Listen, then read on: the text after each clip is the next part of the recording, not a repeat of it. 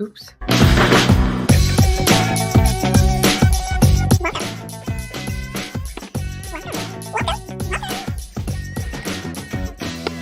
Welcome. There we go. I made it.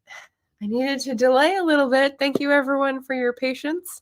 I'm Margaret Pinard, historical fiction and fantasy author, and we're back from the AWC to do a book tag because it's the middle of the year and there's a traditional book tag called the Mid-Year Freakout.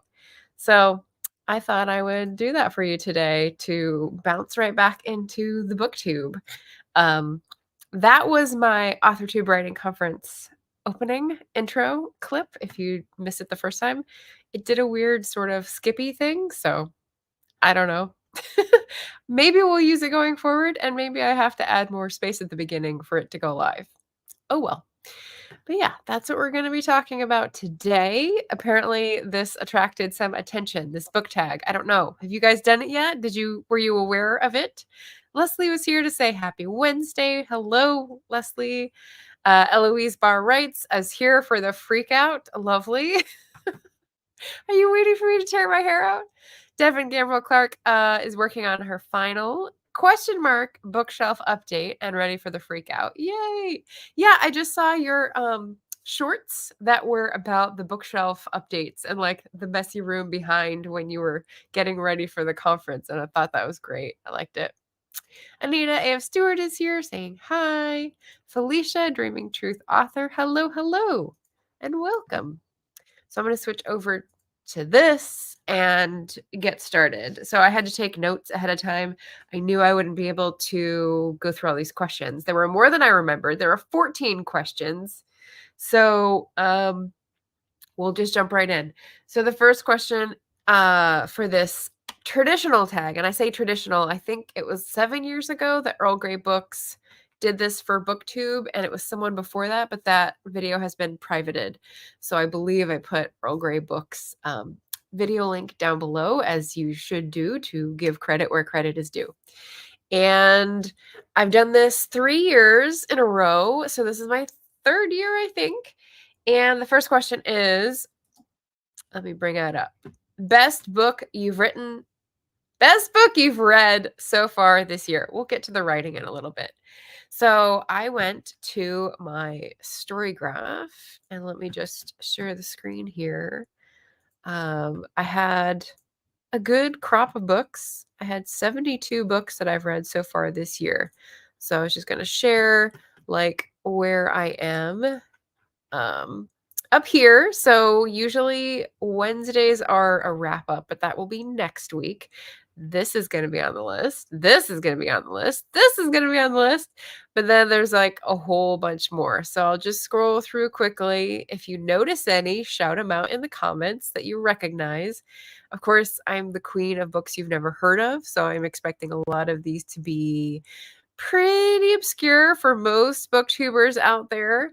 There are a few that you may have heard me talk about before, and remember that I keep banging on the drum for certain authors. But maybe a few new releases in there that you recognize as well. Yep. Some really bright, eye-catching covers, some Patreon book club books, some Black authorTUBER readathon books. Yeah, see, we're going back in time. It's great. And that is 72. So January 13th. Let's see. So out of those 72 books, it was kind of hard to choose. Let's see what I put on my list. So Fearless Creating. I've got a lot of show and tell here today, guys. Fearless Creating is one I'm going to be talking about next Wednesday for the wrap up, but also talking about with Shannon of ST Houston about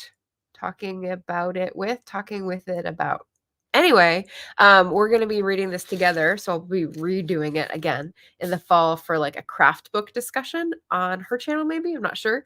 But yeah, that should be really good. It's a writing craft book. I didn't even do that. It's a writing craft book by Eric Meisel, PhD. And it says a step-by-step guide to starting and completing your work of art. And I didn't use tabs for this one. I turned down corners. But basically, it's the psychiatrist who has done some writing and made his career looking into how creators, writers, painters, musicians, actors have a certain type of anxiety and how to address it to get the job done. And I was like, where have you been all my life, Eric Meisel? Which I've read him before. I just didn't see this one until recently. So loved it. We've got Payback by Margaret, the other Margaret, the famous Canadian Margaret Atwood. I said Nowhere Exactly, which I've talked about on the channel. A memoir about living a life in the arts as an immigrant. We've got one that I shifted to a different question. The Rachel Incident, which I read for Irish Readathon, which is a queer coming of age, a sort of messy, trying to figure out life, new adult novel, maybe. We've got The Fraud by Zadie Smith, which had, I think, the most eye-catching cover of all. The Mars House by Natasha Pulley, who I got to interview on this channel. Sci-fi, sort of dystopian, solar punk? No, solar punk. Is that the one that's like hopeful? Anita's here so she can tell me. Or is that hope punk? I don't remember. We Are Not From Here, which is a book about some children who are immigrating from Central America to the American border and all the trials that they go through and the wild tension. That was fabulous. A Good Day to Bake, and this will be showing up later. I hope Emma Bennett pokes her nose in because I'm going to be featuring what I baked this morning from this book. And you'll see I have a lot of tabs in it, but I also have a lot of notes. So like this is a rare book that I've actually done a lot of recipes from in the first 6 months, which is great. Permanent Astonishment by Thompson Highway, which is a playful memoir of a childhood as an Indigenous First Nations kid in the northern Manitoba and whatever the province is next to that, which shares a lake, in the 50s and 60s, which is really cool to listen to. The Hunamdung Bookshop, which I've gone out and about at length, the Korean sort of slice of life, cozy, it's not fantasy, cozy slice of life book, novel. And then Self-Portrait in Black and White, which you saw at the very bottom because I read that in January, which is a memoir of a Black man exploring his identity in terms of race, in terms of his family, in terms of like meaning shifting and identity. And so just like Nowhere Exactly, it was really interesting to hear people talk about identity. And I see that there's a whole bunch of comments, so I need to stop and like say hello to people or catch up with something. What happened? All right, JD Estrada writer. Hello, hello, Miss Picard Pinard. JD wants to hear my Barcelona accent. That's it. That's all you're getting. Jim is here saying, hey, bit late for Jim. Appreciate you stopping in to say hello. Yes, Laura Gomez says, Anne Perry, she the one that did a murder. Yes, she just passed away last year also. I'm trying to like finish one of her series, the William Monk series, and I'm finding like there's highs and lows, so I don't know if I'll actually finish it. Jim shouted out Once There Were Wolves. That was a 5-star read for him, and my Patreon book club tore it apart. I'm gleeful to say, I don't know, it made the discussion very interesting. I will just say that they were two scientists, and the portrayal of a scientist as the main character got on their nerves because it wasn't very realistic, which I thought was great. Cool Gamer is here to say hi. Jacqueline Winspear, yep, Sunlit Weapon is also on Jim's list. We might have more in common than usual. Eloise says, look at all those books. Wow. Yes. And it's July 3rd. So, you know, I probably won't do another 72. Things tend to slow down in the second half of the year, but probably a respectable 60 or so. Laura says, I've read like 5. And have you left reviews? That's the most important part. So I love it. I hope they were good 5 books because that's the important part. Hope you chose well and enjoyed the reads. JD says, you've gotten your read on. Yes. Well, it's my comfort activity. So what are you going to do, right? JD says, I've read about 12. Yeah. So just like a sidebar about the Freakout in the tag name, like I'm not freaking out about reading anything because I don't have a reading goal. I think those are not really necessary for me. I just sort of read as much as I want, and I'm satisfied with whatever number I get to. So it's not like I'm freaking out about not getting to a certain goal. I don't think that's healthy. But, maybe a check-in. Maybe someone's going to say, "Oh, maybe I need to read an extra book per month to get to my goal of this." Or my goodbye banner says something. Where is it? Diversify that reading list. Maybe you realize that, oh, my reading goal for the year is to diversify the reading list, and it's looking very pale so far. So maybe I should make that a priority. That's the sort of thing I would freak out about and support people on. Let me get back to the chat. That's one every 2 weeks. Not bad. There we go. Anita says, I've read 7, and the best of that lot was Ain't No Witch by John Linwood Grant. Nice. Okay. I haven't heard this title, so I must have missed that on your channel, but great recommendation. I like a witch in the title. That's a good recommendation. JD says Golden Compass has been the best. Oh, nice. We're going to revisit the backlist, the classics. I like it. Okay. Solar Punk is often hopeful. Okay, sweet. So yes, thank you. And there is something called Hope Punk. Okay, so I wasn't totally off from left field. Bandy's book. Caitlin's here to say hello, hello. Nice to see you. Nicole says, hey there, don't freak out too much. And I just addressed that. So lovely. Thank you. JD says, if we do that live with Emma, more of that top shelf accent. Maybe if Emma Bennett graces us with her accent in one of the classic languages that she's studied, I will be tempted to come back in with a Barcelona accent, but otherwise, no. And hopefully, you guys, what this is talking about is that I had the idea to do a mid-year Freakout authorTube edition.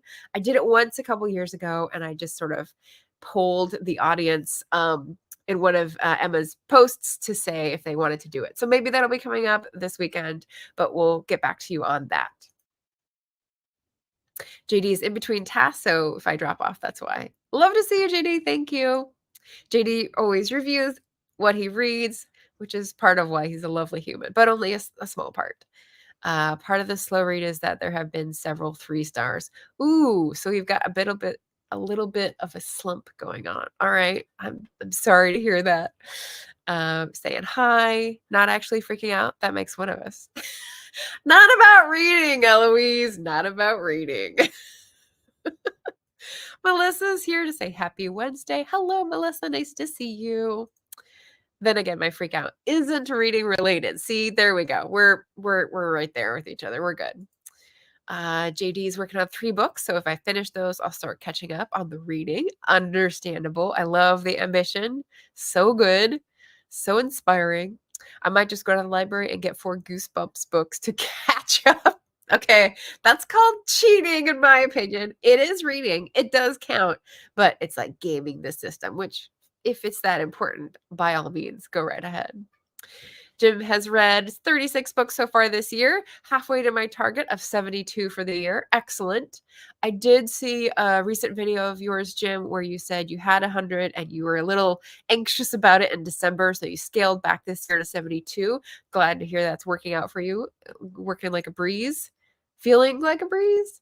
JD says, I will make a video once I finish his Dark Materials. Ooh, there are thoughts. Ooh, okay. I'm very interested in hearing the thoughts because I bet there are some parallels with your human, only human, beyond human. What is this series called? I asked this last time. I'm sorry. That's my fault. JD will bring his French accent. Okay. Okay. Well, we might have a thing going here. Sunday is World Chocolate Day, and it might be authorTUBER Accent Day. You will have to tune in to find out. Laura says the year I read a ton of children's picture books, I have such a huge total. I bet. Melissa saying, I've also had a very 3-star year. Oh, you guys. Bummer. I wish you 5 stars. I wish you a 5-star read next. Jim says, I've read 10 books and I've rated 5 stars I've rated 5 stars this year. Gotcha. The 8th Life was the longest. Yes. With a really large, unpronounceable Georgian last name, which I don't remember, but that's chunker. That's a tome. Yes, exactly. And now Jim is reading Babel by R.F. Kuang. Oh my gosh, that was such a good book. That was one of my favorites. 5 stars from last year, Jim. So I hope you like it and you don't have a Once We Were Wolves situation. Yes. And Emma's here. Okay, Emma, you have to hang on. There's a later question where you're going to be referenced. So please don't leave. I know you like to bop in. JD says The Human Cycle. Okay, I got 2 titles out of the 3, so that's got to be like a 50%, right? Yes, The Human Cycle and his Dark Materials will have parallels, I'm thinking, because of the themes. So that will be very exciting. And Laura are fangirling over each other. There we go. I knew it was going to come back. Eloise says, wait, if we're counting kids' books, I've read way more than 1 book so far. Yes, we do count kids' books. Even if you're reading to your kids, you are still reading them. Of course. Finished Pooh Bear last night and was trying not to cry. That is a question later about crying, so stay tuned. Caitlin, I've been having a fantastic reading year. Lots of 4s and 5s. Oh, good. Okay, you're going to balance out Melissa and JD. Speaking of bears, can I see a Paddington? Yes, you can! Paddington over in the corner. I shouted out Paddington in a video not long ago because it was cute. Love Winnie the Pooh. Oh, Caitlin's working on Tender is the Flesh right now. All right. Check your comments, Emma. Yeah, we have quite a thread going on that short. Huzzah, I feel important. Yes, there's an authorTUBER accent theme that's been added on to our Sunday potential stream. You are important. Here we go. I love it. Anita says, I haven't had any 3 stars, but a very promising 5-star book took a stumble at the end. Oh no. A shame because I loved everything else. Oh, bummer. No worries. Shadow of a Human is my middle child in the series. All right. Shadow of a Human. That's the dark one, right? That makes sense. Nightshade. First time here. Welcome. Happy to say we share the same last name, and apparently we share an interest in reading and writing fantasy. Also, small world. Is this Jean-Francois? Bienvenue. Nice to see you here. Jim is enjoying Babel so far, but I don't have a Patreon of Oxford boffins to tear it apart. Yeah. Good point. Yeah, I think you'll like it. I loved it. So okay, so I've only finished question 1 and caught up with the chat. So help me finish this out here. There's 14 questions, guys. Number 2 is best sequel you've read so far this year. And this is one of the ones I took out of the best question. It is going to be a favorite author of mine. Yes, let's see. I may share this tab instead. Okay, so pop that back up. I went through the 72 books and, Mimi Matthews.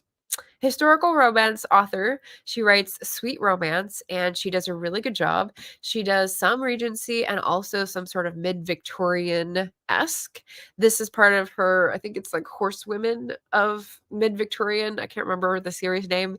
You know what, JD? It's just series names. I don't remember series names. My brain is like, you want me to remember something that's already got a name? No.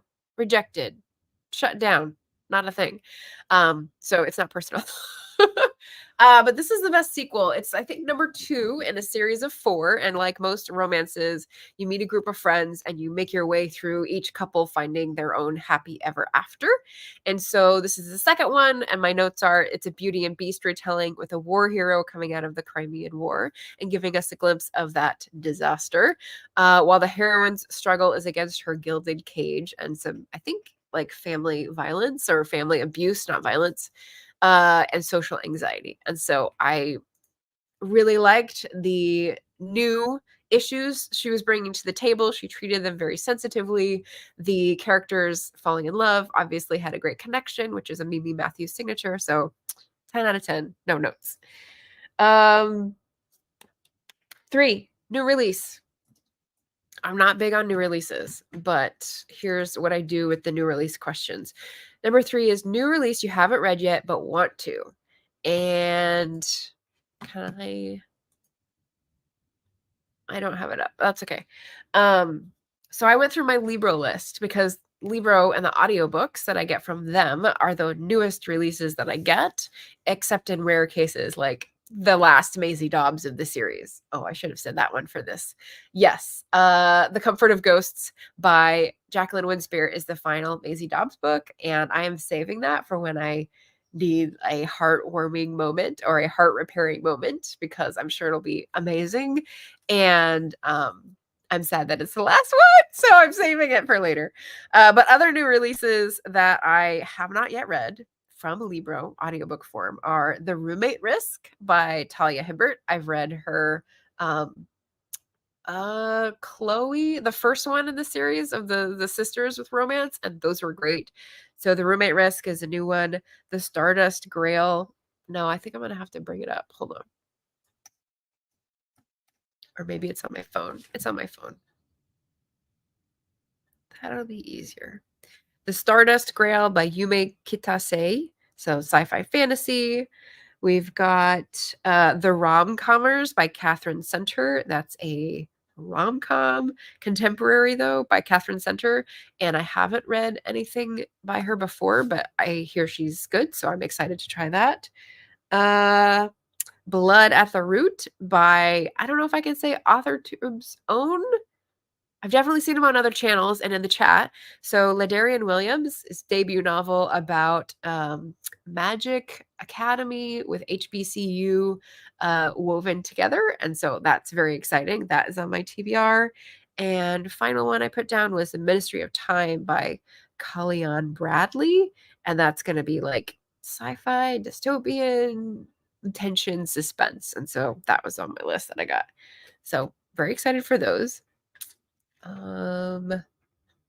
Let's see what we have commentary on this.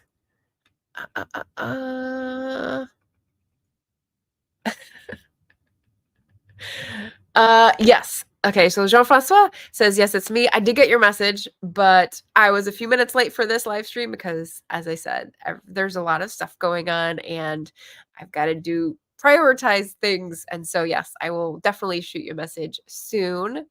Magic Treehouse. Eloise is getting in, pumping up her numbers. I see it. I see that. Just Eva saying, hey. Hi, Eva. How are you? JD says the Weird Sisters from Discworld might be considered a sequel. If not, then hoping book 3 and His Dark Materials maintains. Okay. All right. Well, when you get this review going for the series, let us know. Let us know in the community tab or something. Jim says Jacqueline Winspear wasn't the best sequel. I haven't read it yet. The Sunlit Weapon? I'm going to say Mimi Matthews beats Jacqueline Winspear for that book. It's the only one I've read this year, so they're both good. But I'm going to say the romance beats it out. Fight me! I don't speak that language. Are you talking about all the Discworld references? Alyssa says, my fave sequel of the year is definitely The Long Dark Tea Time of the Soul, which is like one of my favorite titles ever. Sequel to Dirk Gently. All right, awesome. Jim says, Sea of Rust was kind of the best sequel for me. The author wrote it first, then wrote a prequel. Okay, I can see the kind of there. That makes sense. I've heard of Sea of Rust probably from your channel.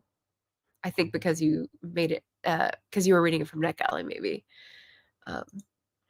Which one? My all over the place English. Isiva says, Serious Questions, book 3 and 2 and 1. Haven't read any of them, so I'm lost. Oh, he's not talking about his. He's talking about His Dark Materials. I don't know if that helps or clears anything up or makes it worse. I don't know. Sorry. JC is here. Author JC Carpenter. Devon's, I'm still here. The old shelves are almost down. Yay. Wow. It's like demolition over at Devon's house. Nice. JC says hello. Melissa says, haven't heard of The Roommate Risk. I must check it out. Loved the Brown Sisters, sorry. Yeah, Chloe is the one I remember reading. They were good. They were steamy. They were good. Faux show. Anita says, the only sequel I read this year was a Codfield book, The Rose Rent. Nice. I don't know if you caught, I read the author's book not under the pen name for Codvale, and I DNF'd it because I had an incest plot, and I was like, no, thank you. Jim says, I guess the new release I'm waiting for is the Garbology anthology by the booktubers who do Garb August. That's exciting.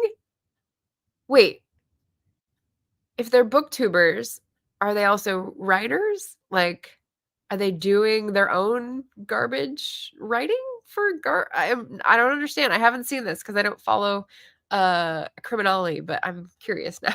I did just see that Chelsea CM Lockhart's channel just announced that they are doing an anthology for, I can't remember if it's a specific timing thing, but it's Black authors for science fiction fantasy, basically like what Chelsea writes, which is very exciting. I was excited to hear that. Promise I will. I'm missing, there's too many comments. I can't keep these all in my head. Welcome, JC. Hey, Eva. Oh, tag us in the comments. That's the community tab. Gotcha. This series. Okay. I don't know if that helps, Eva. Favorite new release is mine. Sorry, not sorry. Yes. Oh, maybe we can get Louise to sing Sorry, Not Sorry next time. Although that is a lot of auto-tune, so that might be hard. AuthorTube karaoke. Just saying. Unhumble brag. Yeah, but that's great. I love it. Just evidence of how many I haven't read. Oh, well, yeah, sequels are hard too if you're trying to like spread the book reading love around. It's hard to do a sequel. Just ask Jim. He doesn't read the same author except in extreme cases. Sea of Rust is a post-apocalyptic story where humans are extinct and the AI robots scavenge the Sea of Rust, formerly known as Ohio. Oh, that's pretty funny. For spare parts. Better than that description. Thank you. Thank you. Eva, I haven't read any new releases. Yeah, they're few and far between for me as well. Devin, not sure if I can share, but my CP is getting ready to send her second historical fiction to the editor. That's exciting. Criminelli is editing the anthology. MJ and others are contributing. They're just gonna like, oh, are there rules about AI? Because AI chatbots will give plenty of garbage if they wanted to submit that to the anthology, but that wouldn't be as fun, I don't think. I mean, maybe like a token AI entry to contribute, but okay. You guys are putting me through my paces today. So that's the new releases question. The next question is also like new releases. It's the TBR most anticipated release for the second half of the year. So similarly, I don't keep up with these. So the only way I could see it was looking at my Libro.fm ALC's queue. And I found some actual really interesting ones. This is what took so long that I can highlight for you. Let's see. But I can't do it on the computer. So let's do it here. Oh, is it going to give me the new ones? Maybe not. Maybe not. Maybe I do have to do it on the computer. Shopping cart, library. Share this tab instead. All right. So the ones I have on most anticipated for the second half of this year include 1, 2, 3, 4. Let's see if I can bring it up. Screen share. So this one pre-ordered. It's by Anita Heiss and it's called Dirayawata. And I don't know how to pronounce that, but it's historical fiction and it's about let me go back over to the scroll. The narrator is Tamala Shelton. Mina was a young girl when the white ghosts first arrived. She remembers the day they raised a piece of cloth and renamed her homeland Bathurst. I think that's how you say that. Maybe it's Bathurst. British people can correct me. Now she lives at Cloverdale and works for a white family who have settled there. So basically it's like somewhere in the British Empire, someone on the native lands of their own have adapted to the British Empire situation, but then they're tempted back to like, do we do we mobilize? Like, someone I respect is coming here with a mob, like, do I join him? Do I not? What's the risk? That sounded really good. I don't know if it's, like, all fictionalized, so it's dystopian fiction, or whether it's, like, historical fiction, so that will be interesting.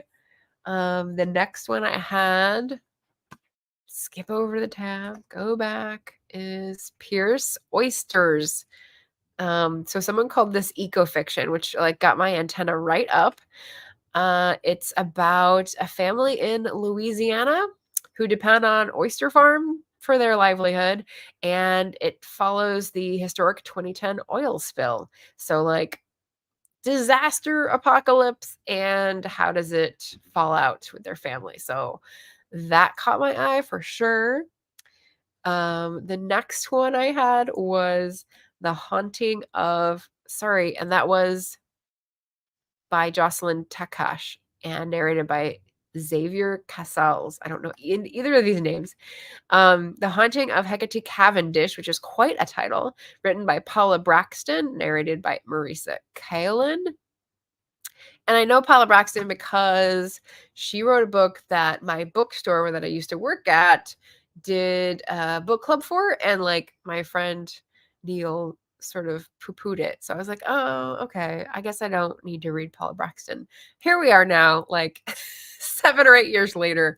I think I should give the author a chance based on their own merits. So, this sounded really cool because it's one of my favorite, I don't know, tropes, favorite devices. England, 1881. Hereford Cathedral stands sentinel over the city, keeping its secrets, holding long forgotten souls in its stony embrace. Hecate Cavendish speeds through the cobbled streets on her bicycle, skirts hitched daringly high, heading for her new life as assistant librarian. So that's it. Like, she's young woman and she's going to be assistant librarian to a magic library, and there's ghosts and, secrets and people depending on her. So that sounds really good. And then finally, another historical fiction is going to be The Lion Women of Tehran by Marjan Kamali. If you read The Stationery Shop, that's the same author. I did not read that book, so this is another book. But that was really highly regarded, so I'm excited. This is starting in 1950s Tehran with young girls, one who came out of a privileged background and makes friends with someone who is not so privileged, and then political chaos ensues. She goes back to being privileged to class and doesn't see her friend anymore. And then more political chaos ensues. They're brought together again in a third timeline. And here it is. Her sudden reappearance in Ellie's privileged world alters the course of both their lives. So that sounded like a really good premise. So my historical fiction nerd heart just had to flutter at that, which is very exciting. So those are my most anticipated for the second half of the year. Question number 5, if I don't have to catch up with the chat. Okay, good. We need a thread trying to pronounce that title with no reference. Biggest disappointment. So that's kind of sad. What is the biggest disappointment of a read? And I had a few here. So I say, wait, that's a surprise, not a disappointment. I say The Secret Network of Nature. This is by a fairly well-regarded science writer, but I did not like his writing style at all. The nature stuff was great. The, like, little patch in Germany that he's focused on and guarded and healed or whatever over decades was really cool. But, like, I did not think it was well written. So there's that. Devil May Cry. It's a Sherilyn Kenyon, and for some reason there's a few books of hers that I loved, and then a few others that I'm just like, this is way too convoluted in the mythology. Like, you've lost me here. So I lost a little bit of, like, the spark and the fire. Full Tilt, which is a Dervla Murphy, a travel log. I thought it would be way more into it, but it was more like gritty travel adventure rather than, I mean, there was some culture stuff, but it was a lot of, like, it was way too hot to ride today, and my feet are in blisters, and I threw up because I ate something bad, and like, big graphic, little graphic for me. We have Come Rain or Shine, which is a contemporary romance that like just really didn't hit the notes that I was looking for. It was very facile, and I like a little bit more depth in my contemporary romance. And then Weight in the Balance, which, as Laura pointed out, is an Anne Perry book. That was, I think, the middle one that I've read. I've read 3 this year, and that was the one where I guessed it, and I was, like, waiting for the people to figure out the mystery, and, like, it took till the very end. And I was like, "Guys, catch up here." So that's never happened with an Anne Perry with me before, so that was a little disappointing, but those are the 5 choices that I had higher hopes. They were okay, they were fine, but, like, um, I had higher hopes than were realized. Sorry, I'm getting caught up here. Maybe I should take a drink.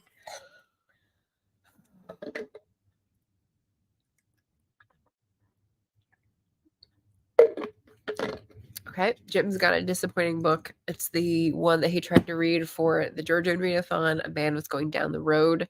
Yes, I heard several videos you were saying, "I'm trying to read this," and it just did not work. I'm sorry. Biggest disappointment was a collection by Percy Bysshe Shelley. Oh, a classic. Yeah. Yeah, I remember you mentioning you were reading that.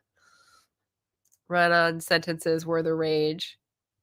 Yeah. Some people just love it. And also convenient rhymes. You put that in quotes, so does that mean, like, the rhymes that don't really rhyme, or the rhymes that are so hackneyed they're lame? Could be either one. I don't know. Convenient rhymes. Maybe that's a term I'm not familiar with. Anyway. Okay, so after disappointments, we have biggest surprise of the year so far. And I have some lovely titles for this one. The Coffin Path. So I just did this as a buddy read with my friend Christy Stratos. Woo woo. And it's historical horror, gothic horror, uh, 17th century historical fiction, and pretty graphic, violence-wise, ghost story, English Civil War related. We both really enjoyed reading it. It was very, like, suspenseful and well plotted. Um, I didn't think I would like a historical horror. I didn't know what I was getting in for, so sometimes that's a good thing. So that was great. I have Strictly Business by Carrie Elks. So I think this was something that I was scanning through my Kindle, maybe because of Stuff Your Kindle, but I was just sort of trying to see what I had that had been on there for a long time and I hadn't read yet. And that had been on there for a little bit. It's a first book in a contemporary romance series.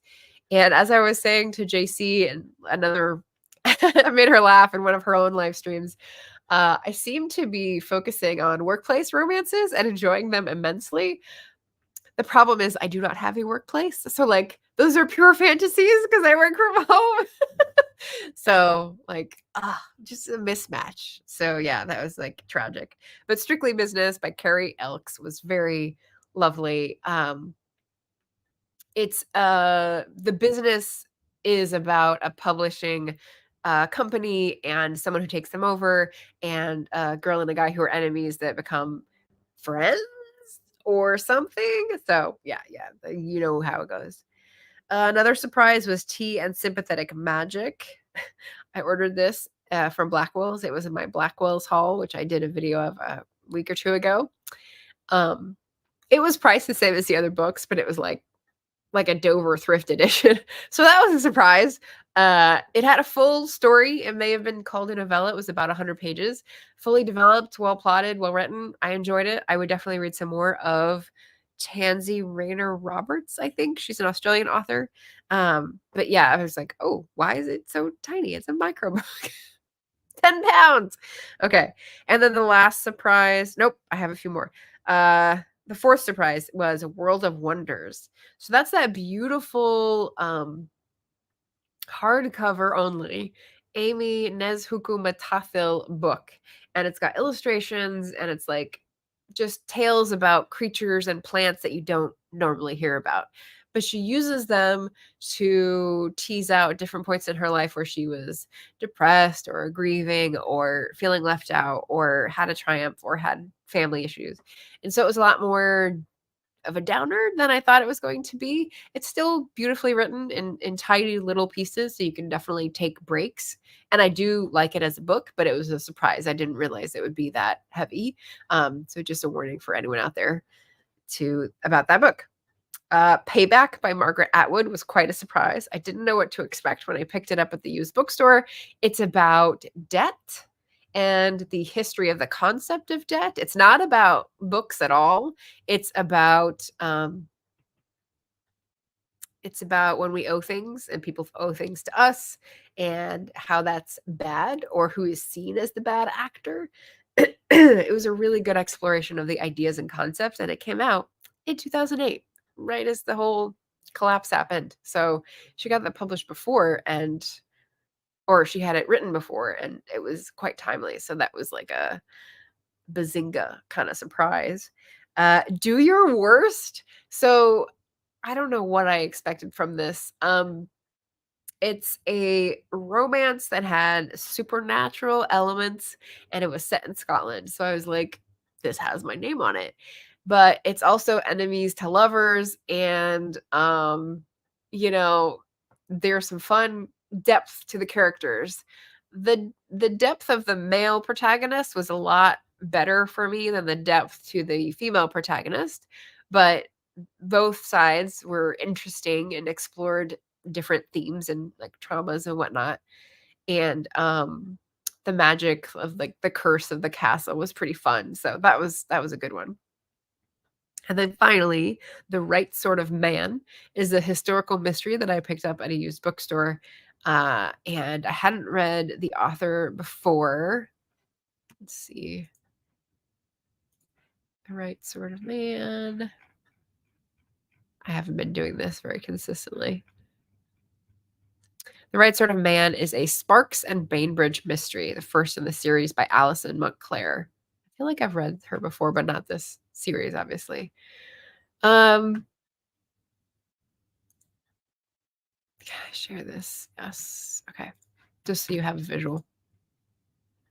So I picked this up because the bookseller, my friend Amanda, said it's very snappy and funny, and I think you'll love the voice.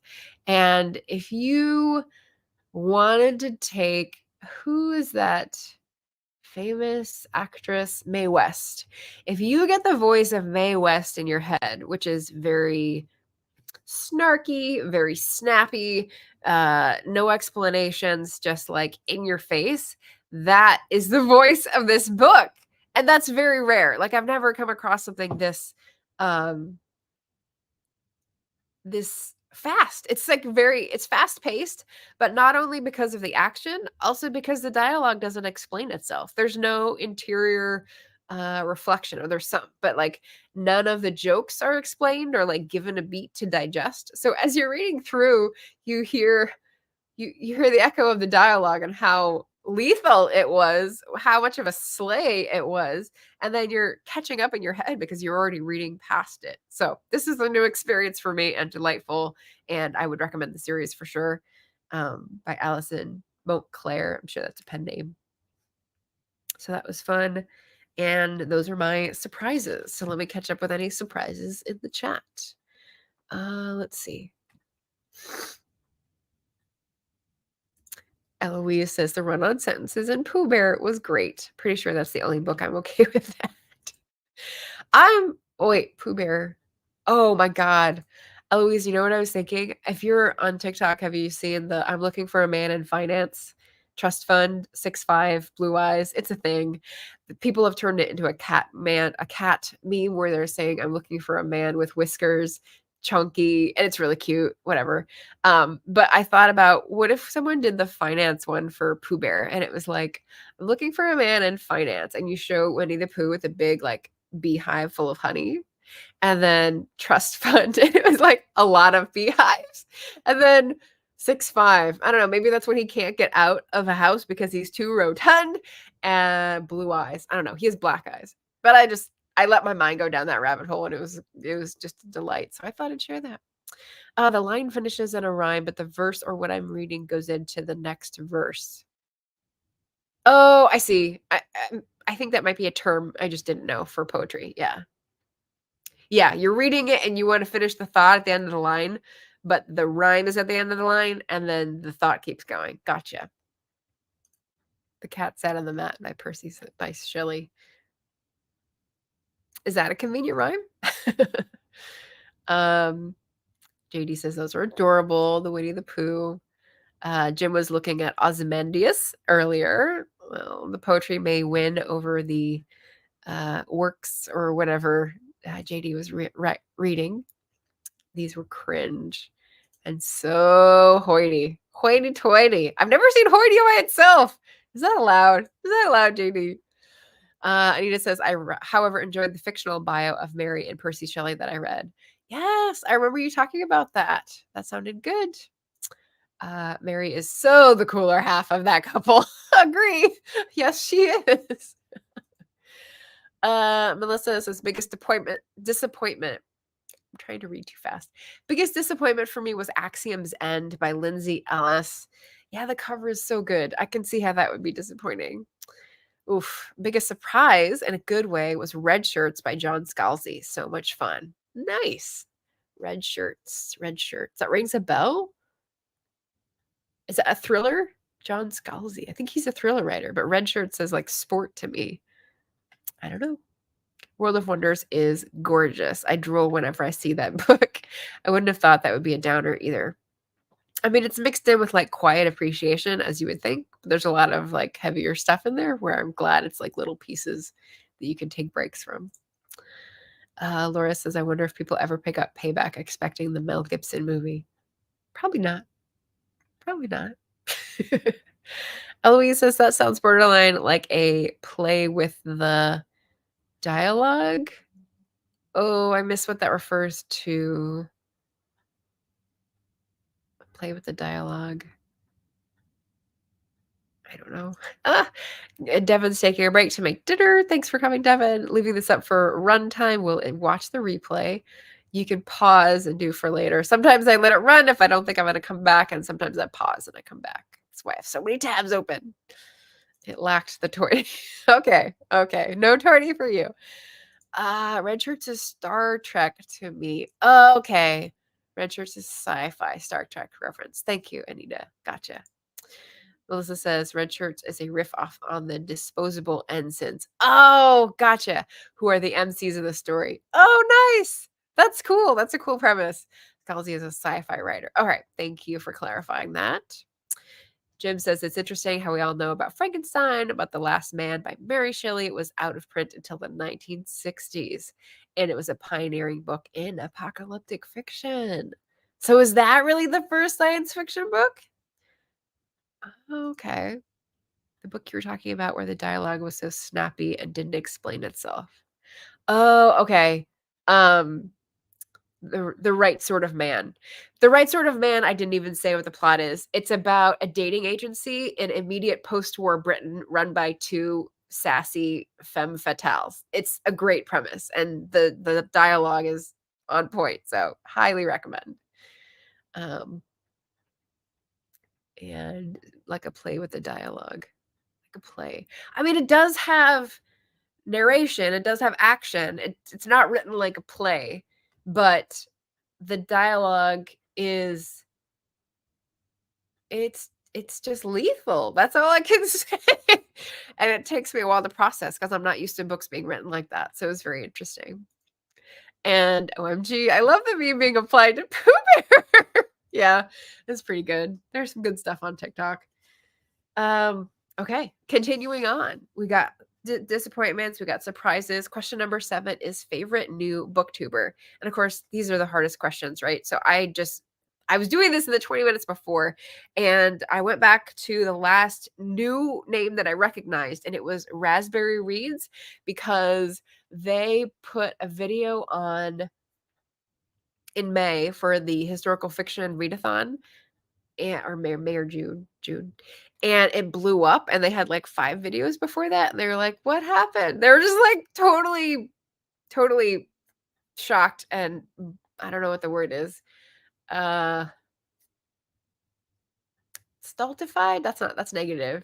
Anyway, they've done videos after it that haven't been viral like that, and so I was just like You're a historical fiction reader, and I love that, and I want to support that. So they're my favorite new booktuber, Raspberry Reads. So go on over and check them out. I'll put it in the description after.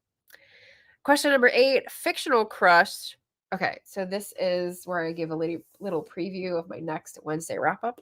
I just finished this.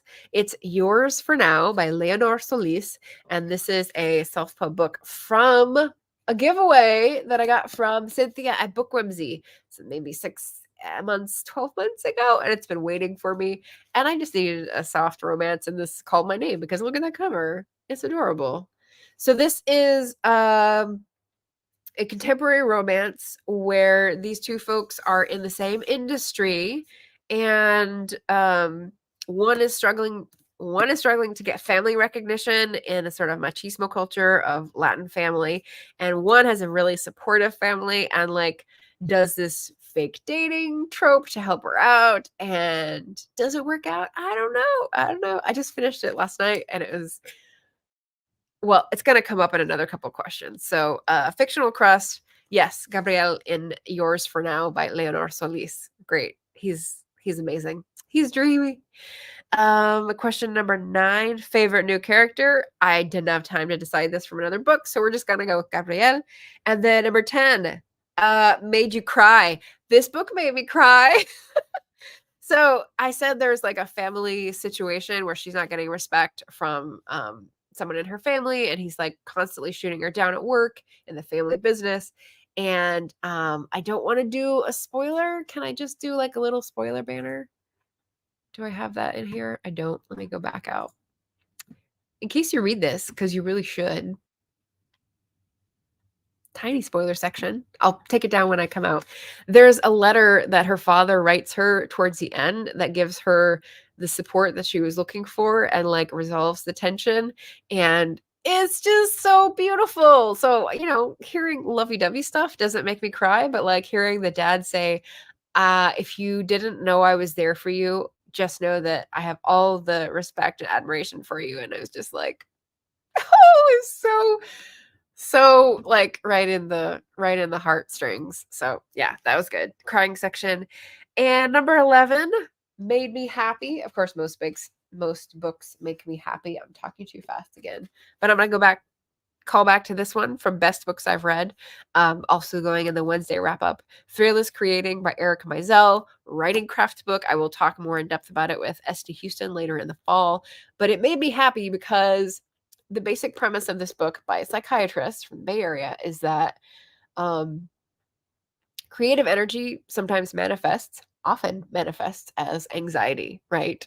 I have these ideas I want to bring to life. How do I do it? How do I do them justice? Which is partly the topic of my AWC presentation from last Saturday. But he says basically what you're doing is managing one anxiety with another. Here's how you do it. And this inspired a lot of my like calming anxiety tools in that presentation. So made me happy to see that part of the creative process recognized.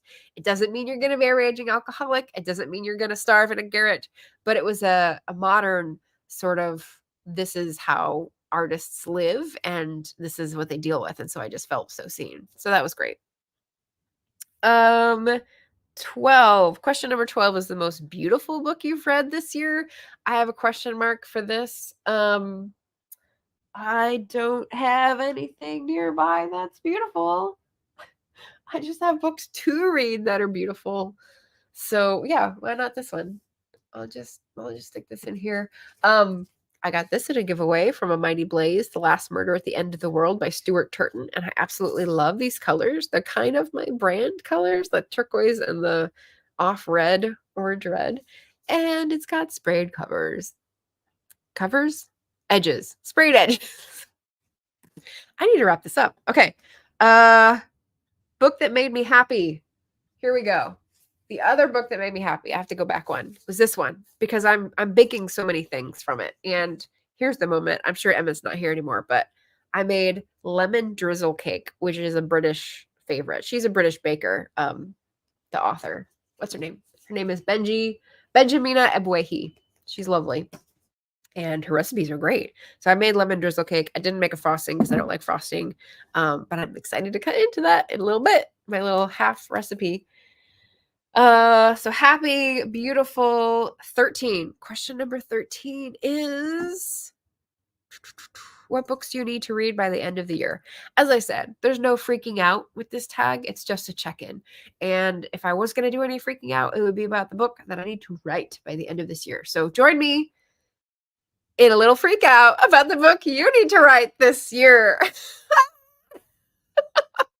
It's okay. We're working on it. We're slowly, steadily putting in the time.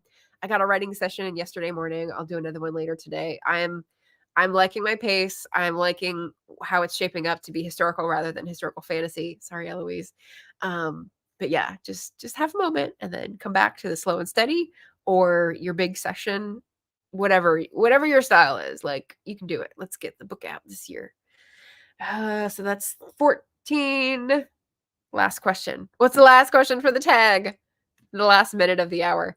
Favorite book community member. And again, I can't do that. So basically I'm just going to say, hey, guess what I did yesterday? I met up with Amy of A Star Reads. She's a fabulous booktuber, has a lovely channel, reads loads of interesting books and goes into them review-wise in depth. So if you don't know A Star Reads, check her channel out. We met up in Portland because she was driving through and had a lovely brunch and talked about all sorts of life things. And it was glorious to like connect with someone in real life, in person, and lots of hugs were given and received. So it was amazing. That is my most recent booktuber meetup. I'm falling apart here. Obviously, I need cake before I go on with the world. But let's see. Let's check in with the chat to close our live stream up today. I feel very hurried for some reason. All right, so fictional crush. Anita is weighing in. Not really a crush, but I did think a gender fluid autistic vampire was adorable. Oh, I like that. What book was that? What book was that? That sounds fun. JD says, how my book made me cry plenty. I was like, I just want to finish. And then I did. Yay, way to go. JD says, interesting. Where's that from? Yeah, we're looking for the reference there. And Louise says, I was choking up as I was reading the last bits of the complete tales of Winnie the Pooh to my son last night. Tried so hard not to cry. Oh, I wonder what happens at the complete tales. Those are lovely cries, though. Yeah, it's good. Happy tears for sure. Anita says, it was an arc that I read, A Curse for Samhain. That was the one that flubbed the ending. Oh, shoot. Now I'm curious because I don't know, opinions differ. Maybe someone else will read it and not think that the ending was flubbed and love it. If it's a 5-star read otherwise, like, I don't know, I'd give it a try. Laura says, oh God, kids' books always make me cry. Oh. So that year that you read a lot of kids' books, there must have been a lot of tears.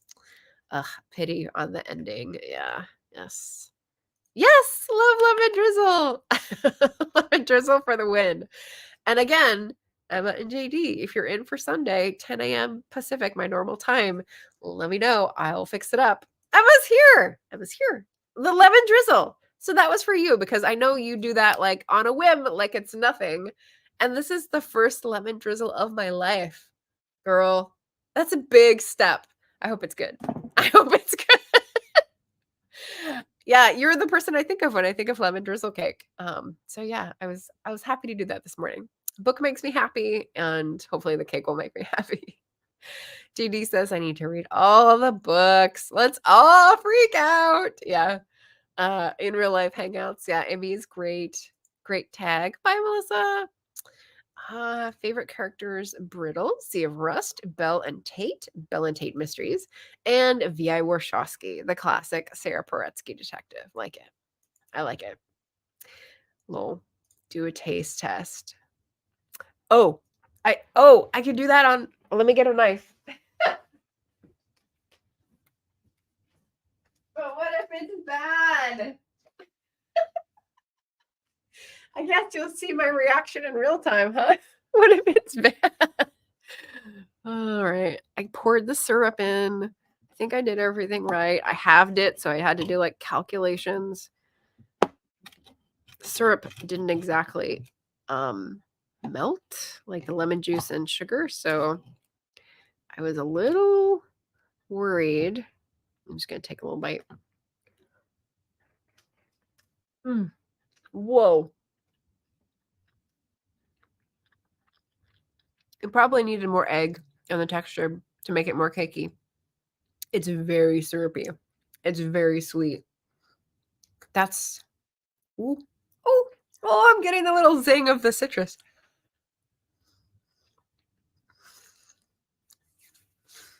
Okay.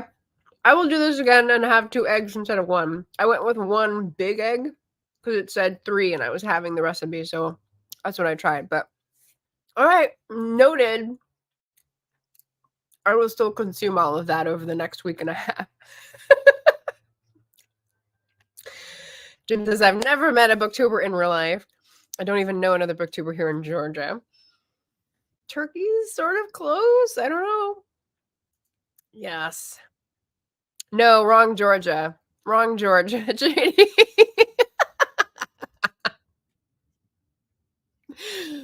Oh, and this is why Jim has to preface every time he says I'm from Georgia or I'm living in Georgia. The country, not the state. Oh my gosh. This has been a blast. This has been a blast. Thank you, everybody. Oh, man. I love you all. Thank you so much for coming by to watch this live tag as it develops. And if you want to do it, if you're inspired to talk about your read so far for the year, definitely use the links down below for the original. And I guess I have the questions down below too. So yeah, it should be all you need. And I'll tune in. Tag me because you saw it here first, and I'll go watch and leave you a comment. All right, everyone. Happy reading. Take care. Stay hydrated. It's going to be a long week of heat temperatures, excess heat temperatures here in Portland. So Bean and I will be hiding out in the dark, cavernous. I'm actually going to hang up wet laundry in the windows so that it like warms the air and cools it down as it comes in the windows. So all the strategies this weekend, folks. Stay safe. Oh, and I forgot to do the outro during my AWC talk because I was so nervous. So I'm going to do it now. So enjoy the AWC outro, everybody.